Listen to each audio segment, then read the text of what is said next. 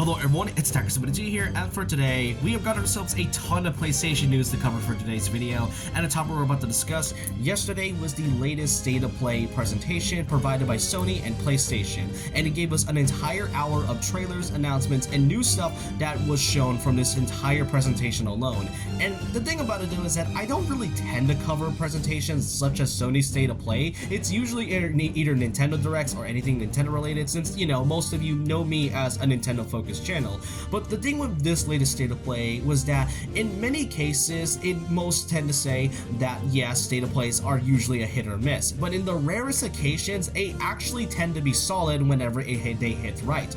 This is one of those rare occasions, because if I'm gonna be honest with you myself, I was really impressed with what Sony had to provide with this State of Play. Granted, it's because it was a whole hour and not like 30 to 45 minutes, but I was impressed and was really intrigued by a lot of these new titles, especially ones that are brand new, ones that were already announced but given some brand new information, as well as some other things. And overall, I do think this State of Play is actually better than the Nintendo Direct Partner Showcase. Yeah, I know it's a bit of an unfair comparison, but in this video, I want to be going through most of the personal highlights I think are one, if not one of my most hype moments that came from the State of Play alone. Of course, I did have to keep my expectations low due to the fact that there's been some talks about Final Fantasy VII Part 3 or even, you know, like, you just like Sonic stuff. I'm kind of surprised that Sonic wasn't even around in this presentation, but I guess Sega kind of wanted to do their own thing. And of course, Kingdom Hearts 4, because the surprising and not so surprising thing about it is that Square Enix was not around here this entire presentation. But there are still some other games to talk about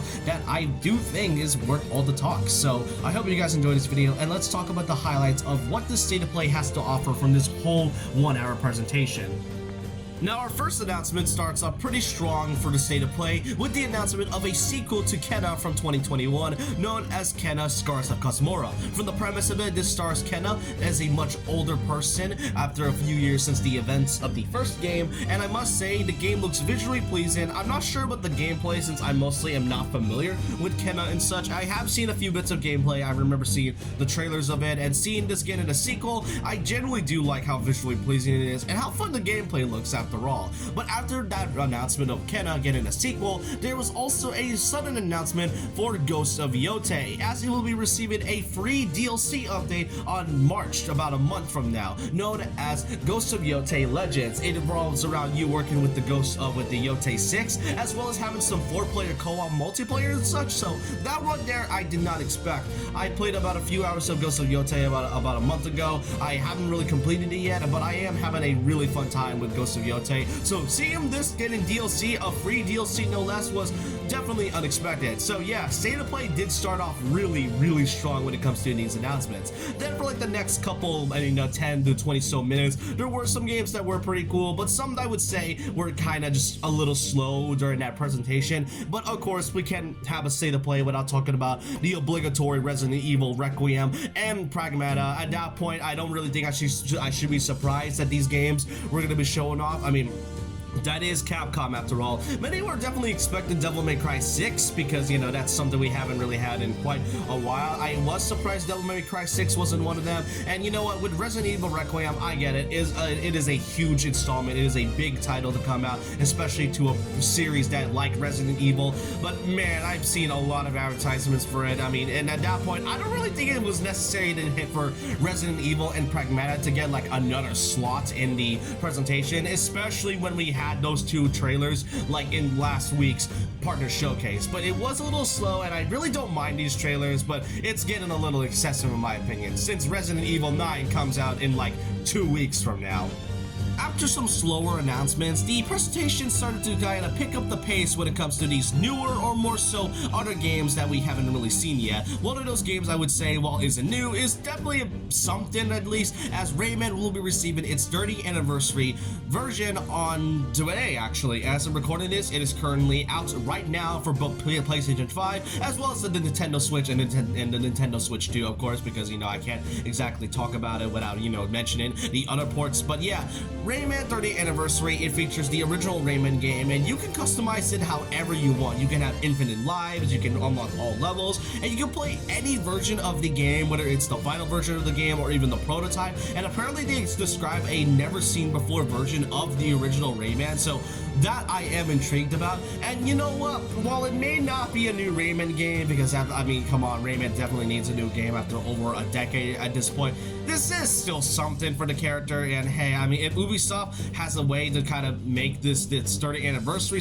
be special, then I am glad that this is still something for the character rather than just, you know, a new game. I want a new game of Rayman, but it will take quite a while, and I just miss the character. But this collection is something I don't mind, at least. After the reveal of the 30th anniversary of Rayman, we got ourselves a new IP known as Project Windless. Yes, I am giving this a highlight because of one thing: the main character is a literal chicken warrior, because this one game is basically called Project Windless, and right here you can play as an actual chicken right here, fighting against literal demons. And apparently from the description, from a lot of information after the state of play, it was described to be an open world RPG. So I'm all about open world action RPGs. This one right here is definitely interesting, and as I said, this is a literal chicken that you're playing as. Me and my friend were generally caught off guard that you can play as this one specific character, and it's an aura farming chicken. What's not to like about that?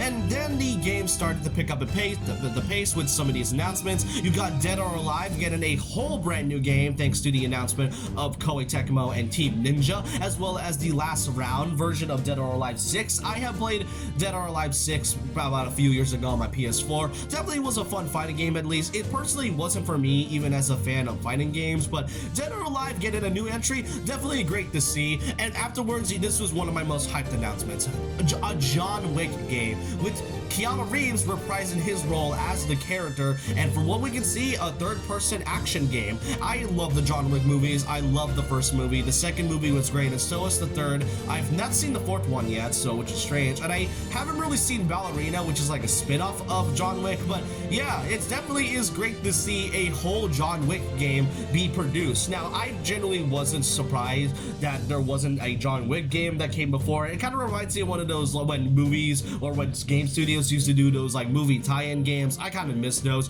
John Wick kind of reminds me of that, and it is nice to see a whole game that is based around those movies. I am kind of curious to see how this game would play, or whether it has like involves like anything revolves around stealth. But yeah, I'm excited for a whole new John Wick game overall.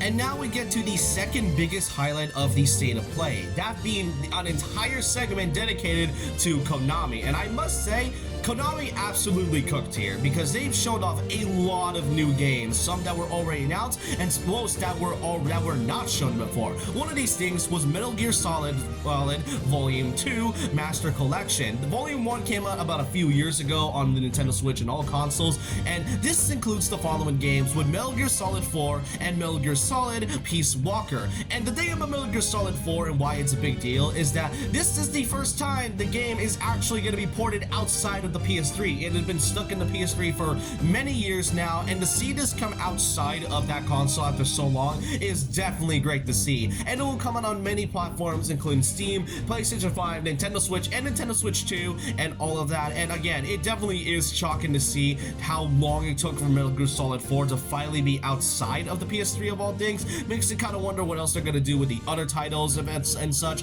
But along with the game coming out this year, there is also a final update for the Volume 1, which now is able to be improved on gameplay as well as graphics, and now runs at a smooth 60 FPS. So yeah, Konami decided to give us a lot of Metal Gear content by giving us some updates for the first volume as well as the second volume, which revolves around two games with a game that has been stuck in PS3 jail for a long time. We aren't stumbling with Konami with that, as they also showed another game that was shown about a while ago, but this was Darwin's Paradox, a game revolving around a small little octopus, and from what I can tell, it looks a bit like a stealth game and a bit of a platformer as well. Looks visually pleasing, and you know, playing it as an octopus, I mean, pretty cool to say the least. Afterwards, you then get another new installment from the Silent Hill series, known as Silent Hill Townfall. Kind of crazy that we're getting another installment to the series, even though we just got another game of the Silent Hill franchise just last year by Silent Hill F. But Yeah, a new Silent Hill game, pretty great to know.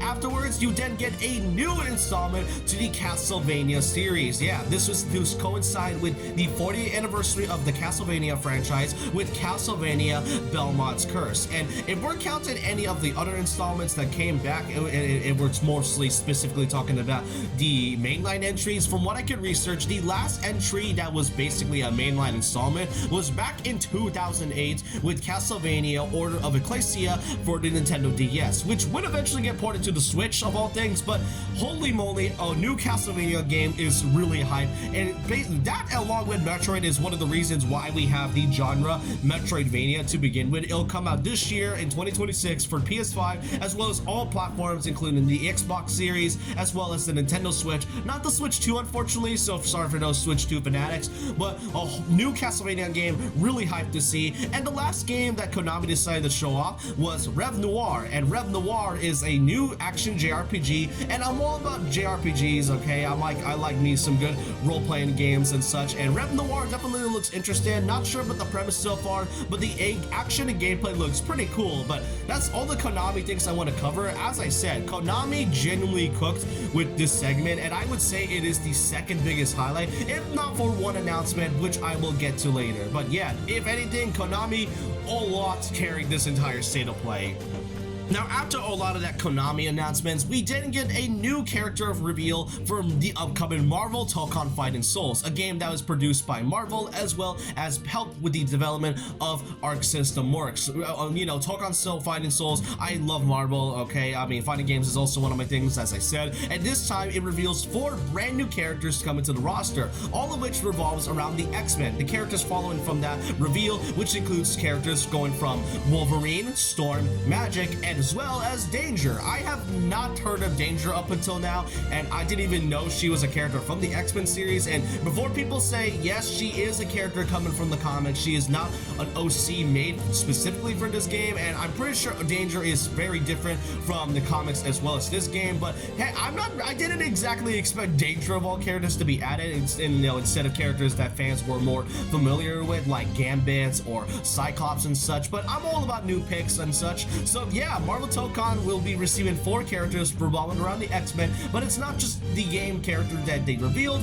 as well as they also showed off a whole new story mode that was shown from the very start of the trailer, as well as a full release date of August 6, 2026. So 6 months from now as I'm recording this. So yeah, this is a game I'm really personally am anticipated and excited for. I love fighting games, as I said, and I love Marvel, and the style and gameplay, it looks really, really good in my opinion. So yeah, Marvel Tokon Fighting Souls, a new release date, 4 new characters. We just got around a few more characters to be revealed up until the game's release, but Marvel Tokon Fighting Souls will be coming this August, so make sure you put that on your wish list. And now we get to the 2 final announcements, which I would say, like I said with Konami, I would say it was the second biggest highlight, because the final highlight I would say is like the biggest one of them all is the announcement at the very end, as Sony and State of Play decided to announce that God of War will be receiving a remake trilogy for all 3 games. And to add a lot of hype to it, the original voice actor of Kratos,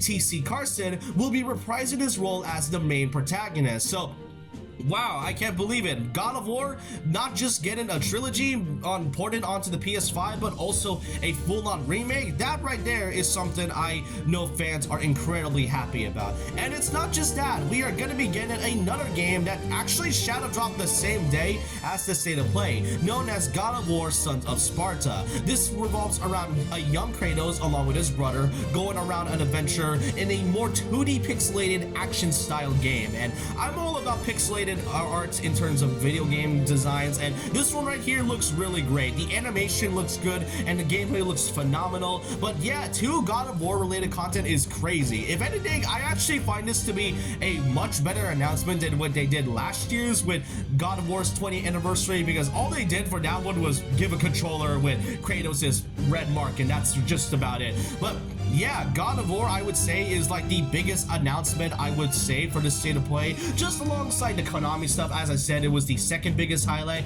but overall, this was quite a solid state of play. I can't believe I'm saying this. As I said, this was such a great state of play that it genuinely impressed me by how many announcements I was pretty intrigued about. There were some new games that was shown off, and even games I didn't expect to even get announced, and some games that were shown before but has gotten some more information since then. And overall, I must say this was a much better presentation than what we had with the partner showcase. Overall, I'm gonna be giving this state of play an 8 out of 10. Now personally, I do not expect state of plays in the future to be like this all the time. There is gonna be some ups and downs when it comes to Sony, and I kept my expectations low for this specific state of play, but I do hope in the future that Sony does learn from the reactions, that this is the type of state of play that people want to see from them. But overall, that's all I want to cover for today's video. Let me know your thoughts and opinions down below on what you think about this state of play. Do you think this was actually a good